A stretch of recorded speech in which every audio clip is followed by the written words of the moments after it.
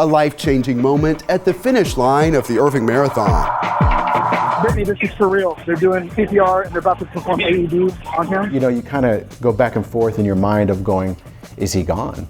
You know, is he going to come back from this? Because nothing's working at this point. We have the harrowing moments, the heroes, and the push toward recovery.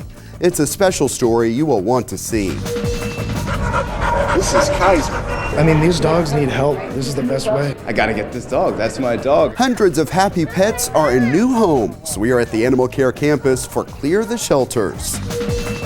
I am very excited, very happy about the new facility. Improvements at the city landfill. Find out what you should know before you go. Plus the cleanup on the Campion Trail and police support on the basketball court. This is City Source. A miracle at the marathon. That story is coming up in just a few minutes. Hello and welcome to City Source. I'm Thomas Gandy. We begin today with progress on the northern section of the Campion Trail. Parts of it are reopening. We stopped by Birds Fort Trail Park as crews with the city's Parks Department put the finishing touches on cleanup. They have cleared the debris and power washed everything. It has come quite a long way. Just a few months ago, all of this was underwater. Starting in May of 2015, we had some normal flash flooding. What made this an ongoing event was the fact that we had those heavy releases from Louisville and Grapevine Lakes.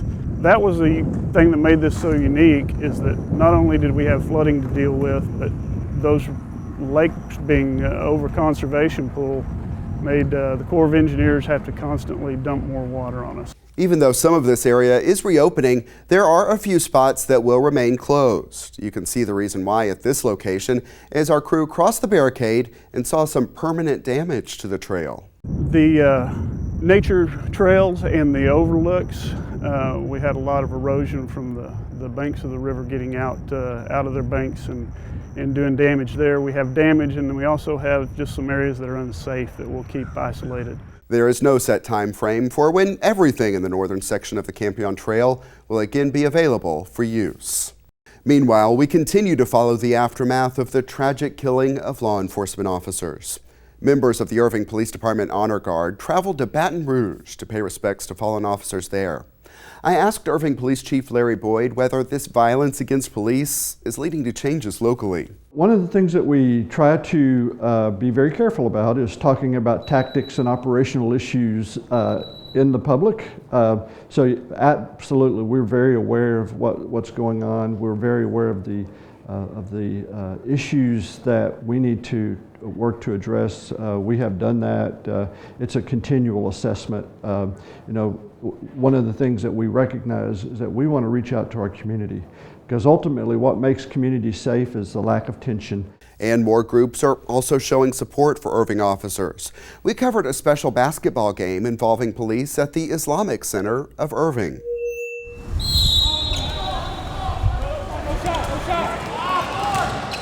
The Islamic Center reached out to the City of Irving, the Irving Police Department, and wanted to host a basketball game. The benefit, trying to raise money to help our fellow brothers in Dallas. And not just any basketball game, but a basketball game where we have police officers and members of the community on the same team. So we don't just have a police team against these teenagers, because they would probably beat us.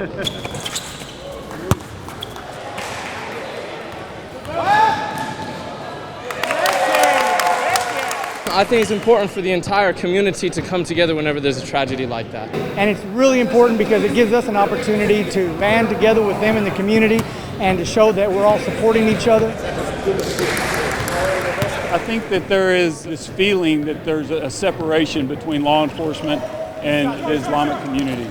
We've always had a great relationship with the Islamic Center of Irving. Anytime something like this is done, it's positive, building relations between communities.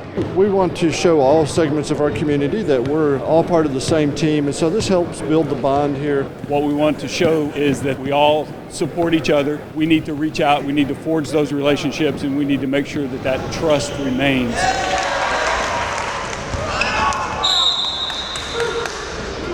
It's been unbelievable, the outpouring of support that we've had. I can't go anywhere without somebody stopping me and say, hey, we really appreciate you. The amount of food and well wishes and good feedback that we've gotten from the community is invaluable, because the men and women in law enforcement do such a difficult job. It's nice every now and then to get a pat on the back and say we support you. We're all going to win today. You could tell they had fun, and the community support does not stop there. Next time on City Source, we'll take you to a fish fry to honor police and firefighters. Now to a very special story. You may remember we covered the Irving Marathon a few months back. It's always a happy time as people celebrate their accomplishments at the finish line. However, this year there was one part of the story that had an uncertain ending. You can see emergency personnel responding after an athletic young man collapsed and was completely unresponsive. So what happened next? See why some say there was a miracle at the marathon. To you I pledge this sacred day to always spend my life, to honor my God in all my ways while I cherish you, my wife. It's the wedding Michael and Brittany Loftus have been looking forward to. He really is my soulmate. He's my best friend. You may kiss your bride. But this love story almost had a very different, tragic ending. I was dead. Go back to April. Michael and his friend Eric were among those here at the convention center for the Irving Marathon. Look closely and you can see Michael at the starting line. I kind of have the adrenaline pumping. They took on the half marathon course. We headed out and I really was just expecting it to be fun. Kind of business as usual, you know. I didn't expect it to be much of a challenge, you know, being that I had been a runner for so long. As the marathon goes on, everything goes as they planned. Eric, who had spent more time training, pulled away in the final miles. Just kept pace and he slowed down a little bit, so nothing seemed unusual. But shortly after Eric crossed this finish line, he noticed something. There was some commotion to my left and someone had collapsed. And I stared at it a little deeper and realized, oh no, that's Michael. I'm right here. Ma'am. Yeah. Brittany, Michael is passed out. As a nurse, I'm thinking, throw some water on him, give him a banana, he'll be okay. It would not be that easy. So this is where your booth was set up. Right over there. Las Colinas Medical Center was among the vendors here on Marathon Day, handing out free goodies. Band-Aids and hand sanitizers, and anything to promote our orthopedic line. It was a lot of fun. We were having a good time. They were there simply as volunteer ambassadors, but both are registered nurses with advanced training. They never knew their skills would be put to the ultimate test. I saw a person down on the ground. That's when I knew, there was something going on that we needed to see if we could help with. She had vanished from my eyesight and my eyes went through the guardrails onto a small group of people standing around someone. And then that's when I felt maybe there's something I could do, so I ran and jumped the guardrail. So this is where it happened right here? We saw Michael down about right here. He was unconscious, his lips were blue. I don't think there's anything more serious.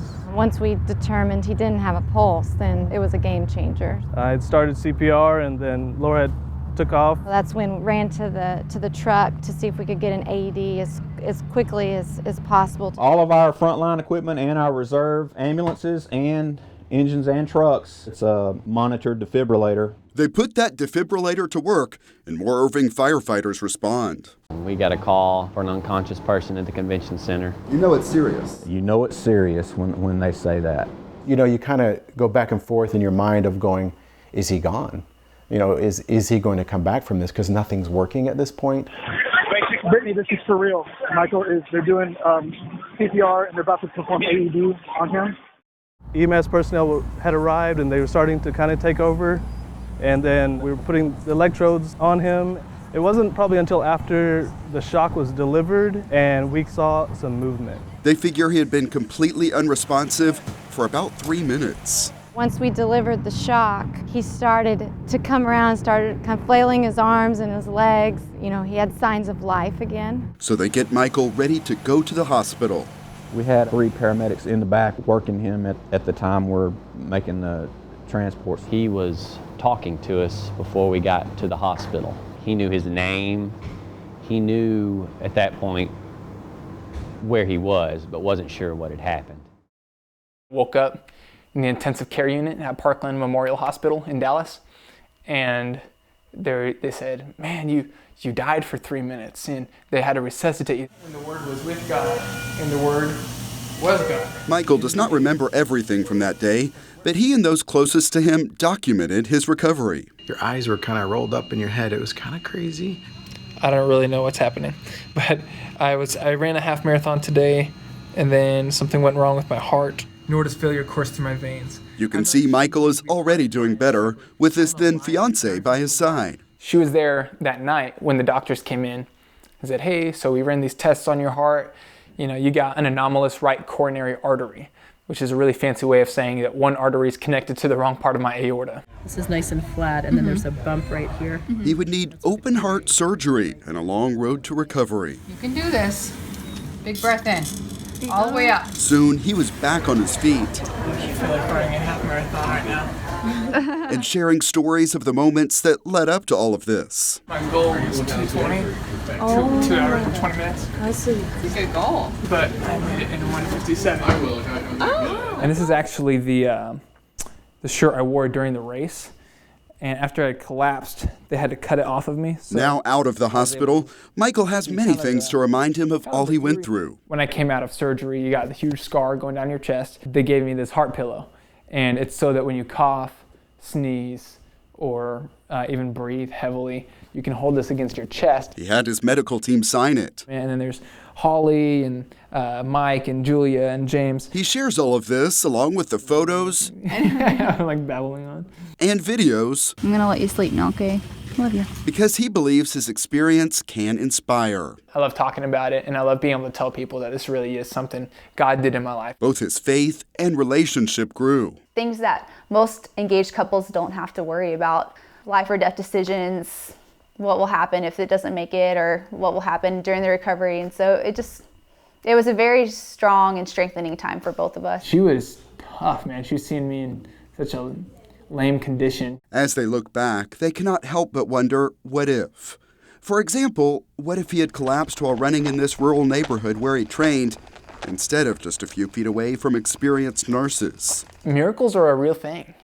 How are you? You look great. Oh my goodness. Thank you. They saved the whole world for me, because I would have lost the world. The world would have just lost Michael, but I would have lost the whole world. Thank you, guys. He's full of gratitude for those nurses. I'm thankful. I'm so thankful. As well as the responding Irving firefighters. I owe a lot to them. That's what we're here for, and that's what we trained to do. It's really hard to think about it. This is the first time the nurses from Las Colinas Medical Center have been back at the marathon site. A lot of emotion is coming back. What helps me get through it when my thoughts do go there is Michael's side of the story and how his story is the best story to come out of all this. They won't forget, and Michael hopes no one will, as he starts this next chapter of his life. A life he is even more thankful to have after what he sees as a miracle at the marathon. There are things that we don't understand, but God is above all of that, and He used running to save my life. And you can find the link to that story at youtube.com/thecityofirving to share it on your own Facebook timeline. Already, the American Heart Association and others have taken notice and shared that video. Dallas County is reporting about 24 human cases of the Zika virus. Some of those involve Irving residents. So far, there are no cases of Zika that have been transmitted by a mosquito bite here in North Texas. The local cases are in people who have traveled outside the U.S. or had sex with an infected person. Dallas County Health and Human Services says it is possible for Zika to spread through mosquito bites in North Texas because the mosquito bites that transmit the virus are found here. Of course, another thing to monitor is the West Nile virus. The city of Irving puts out traps in about 24 locations across the city each week. And positive mosquitoes have turned up in all parts of Irving this summer. IrvingFightsTheBite.org is the place to go for updated spraying schedules as well as prevention tips. Health experts are reminding Irving parents to make sure their children are immunized before going back to school. Dallas County Health and Human Services says lines get long in the final days before school starts, so it is advising people to get in soon. In Irving, the clinic is at 440 South Nursery Road. The cost is $10 for a first visit or $5 for returning patients. Parents must bring their child's vaccination records. College students can also get the state-required meningitis vaccine there. Also, Parkland Hospital is offering vaccines at the Irving Health Center without appointments during walk-in Wednesdays. The address is 1800 North Britton Road. Vaccinations are available other days, but appointments are recommended then. Children in Texas are required to have been vaccinated for 9 communicable diseases before entering kindergarten through 12th grades. Moving on to other news, Clear the Shelters again attracted a big crowd to the Animal Care campus in Irving. Our team was there to see some of the happy adoptions and learn more about the campaign.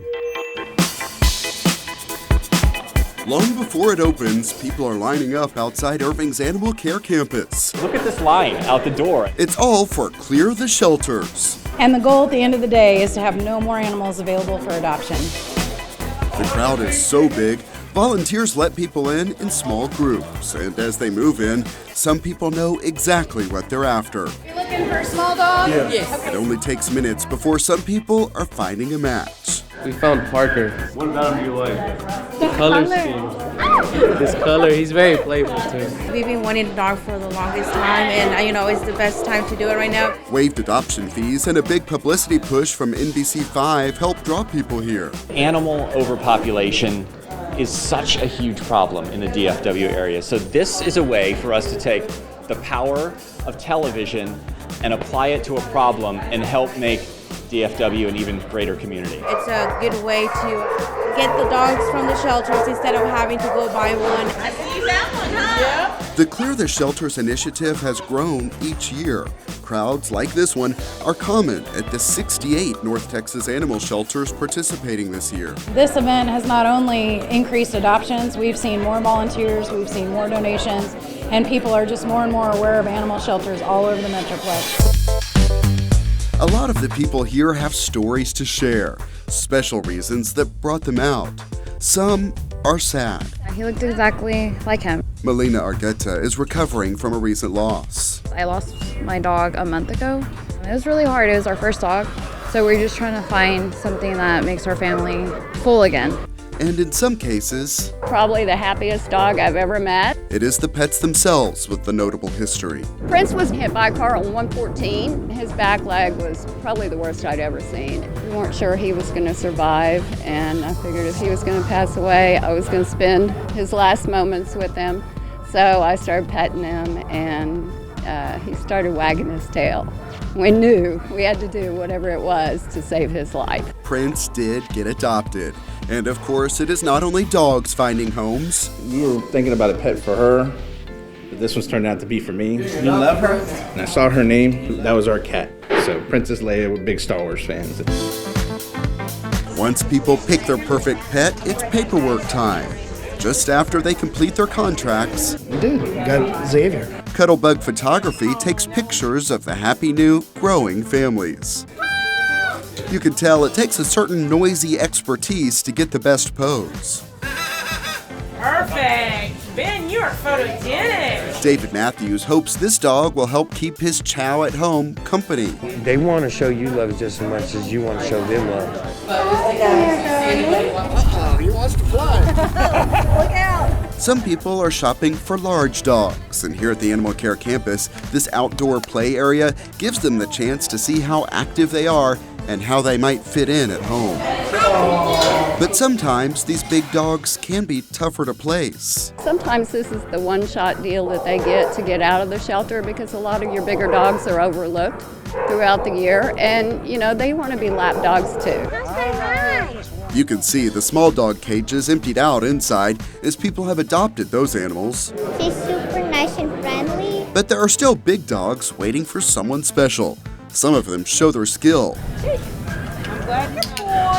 NBC5's Johnny Archer stopped by to get a look. My intentions were to just, take some pictures of the dogs, promote Clear the Shelters, and then they introduced me to Bagel, and we just connected right away. And I got to get you a bowl and everything and all that good stuff. I've never owned a dog before, so I'm venturing into a whole new world now.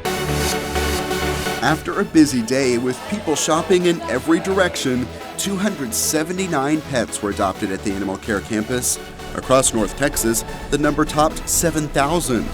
Across the country, the total approached 50,000.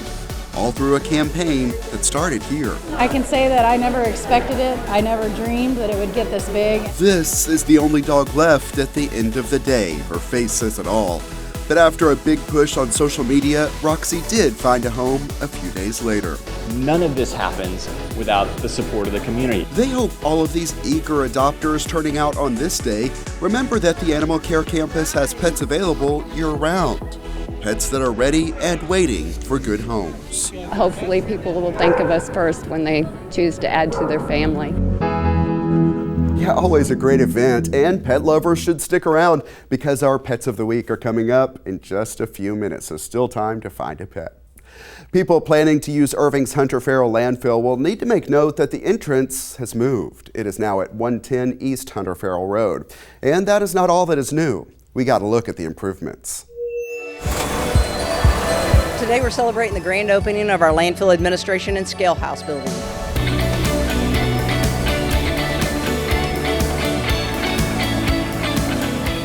I am very excited, very happy about the new facility, about the new scale house. The scale house is kind of the brains of our entire operation. So every piece of trash that ends up getting buried in the landfill is weighed here at the scale house, and then it's all categorized.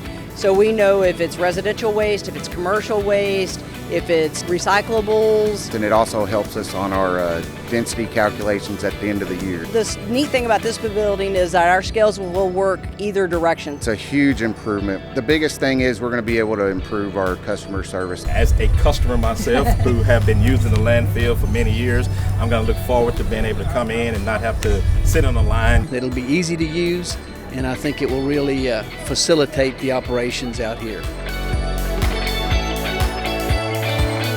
This will be our main building office out of here. Since the day this facility opened in 1981, we've been working out of essentially what is a construction trailer. Leaking roof, you know, it's in bad shape. Now we get a chance to have legitimate offices and a training facility. We'll be able to host the state required training out here. It's Irving's brand. I mean, you know, we try to do things with excellence. What a great benefit for our employees as well. Those that work out here every day, brand new offices, a clean environment, a structured environment, one that they know they can take pride in. They're real excited about it. They're also nervous about, you know, getting it dirty, and, you know, we do work for our landfill and you have those muddy days. We've got to do some training, make sure we keep it clean. This is an exciting day for the solid waste staff. It's been a long time coming. Everybody in the city had some part of this. Without the team effort here, this wouldn't be what we see today. What an incredible improvement that we have in this facility. And this really is, it's for the residents. I think it's a great step for our solid waste services to have this.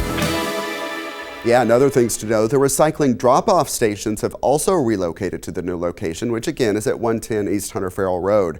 Residents can drop off waste generated in Irving at the landfill. There is no charge for content carried in cars or in trailers less than 9 feet long. Otherwise, it's $10 per quarter ton. Proof of residency is required. There is a lot to know about special categories of waste, so find the full list of rules and hours at cityofirving.org/landfill. A couple of town hall meetings are set to update residents. First, on Tuesday, August 16th, residents of District 3 will have a chance to ask questions of their city council representative during a town hall at Northwest Park Recreation Center. Then the following day, a citywide town hall will be held at Cimarron Park Recreation Center. Libraries, roads, solid waste services, and more will be among the topics. Both meetings start at 6:30 p.m. Now here's some welcome relief on hot days. Some residents are finding a fun place to cool off this summer. The city of Irving has 2 spray parks. One is at Northwest Park on Cheyenne Street. The other is at Southwest Park on Shady Grove Road. You can see some of the attractions found there. The spray parks will stay open through Labor Day, and they are free. And now let's head out to the Animal Care Campus. JP Zavala has our Pets of the Week. We're at the Animal Care Campus with Michael Whiteside. And Michael has Brownie with us, right? I do. This is Brownie. She is about 3 years old. She was actually surrendered to the city of Irving. A family member of her owner thought that the owner had too many dogs, so they brought several of them in, and Brownie was one of those that we then rescued from the city of Irving. Now, you're telling me that you have some funny stories about Brownie? Brownie is quite a character. She's super friendly, and this morning I actually caught her climbing a 6-foot fence to get over and visit with another dog that was in the other yard. So she does know how to climb 6-foot fences, so that's something to keep in mind. If you take her home and you have a chain link fence, she might try to climb it. She's pretty quick and efficient. Now she does like small dogs. Her and Gizmo got along really well when she jumped into his yard this morning, but she doesn't really like big dogs that much. Overall, she's pretty friendly, and she's got plenty of energy. Yeah. So what type of a family setting would be best for Brownie? Well, she's 3 years old, so she's still pretty young. So she's going to be active. Again, like I said, she likes to climb, she likes to run, she likes to play, and she loves going for walks. So, really any family that, has some time to spend with her and run her around the backyard or take her for walks, she's going to do great. And who is this little guy? This here is Gizmo. He was actually found as a stray and brought into the city side of the shelter, and then we rescued him about a week ago. He's about 4 years old and a Chihuahua mix with some really big ears. What's his personality like? He seems to be really easygoing. He's another one that likes to go for walks. He's also the one that Brownie went and visited this morning, and they got along fantastically, so he does like other dogs, at least other small dogs that we've seen, and he seems to be just really easygoing. He's also, I'm assuming, very friendly too, just like Brownie. Yes, yeah, he's a super friendly dog. He just kind of wants to check things out and see what's going on and just take walks around the shelter when he can. And who is this cute kitten? This is 3-month-old Cupcake. Her sister actually just went home. Hold on. She's trying to escape here. There she is. All right. Yeah. Obviously, she's a kitten. Definitely has kitten qualities. She's got a great purr. When I picked her up, she just started purring like crazy. And of course, she's just gorgeous. She's really gorgeous. She's got kind of those Siamese markings, but she is a great little girl. She's got the kitten energy. She's used to being around other cats because she's been in the same kennel with her litter mates. And she was one that she and her brothers and sisters were dropped off at City of Irving, and then we rescued them from there. So she's ready to go home and have fun with whatever kind of family. And those were our friendly and rambunctious Pets of the Week. Back to you, Thomas. All right, JP, thank you. The Animal Care Campus is located at 4140 Valley View Lane. It is open Tuesday through Friday from 11 a.m. until 6 p.m. Then on Saturday, the hours are 10 a.m. until 5 p.m. Also, check out the websites you see on the screen. More groups are showing support for Irving Police. We'll take you to a special fish fry on the next City Source. Also, a look at a police program to promote safety at apartment complexes. In that story, find out what residents may want to look for when shopping for a place to live. And see how community donations are helping students get a good start to the school year. The results of the Supplies for Success drive next time. Email us your thoughts on our stories. The address is ictn@cityofirving.org. We may read some of your messages here on the show, or you can always comment on our videos at youtube.com/thecityofirving. And that's it for this edition of City Source. We leave you now with more from Clear the Shelters. Thanks to everyone who is a part of this one, and thank you for watching. We'll see you next time.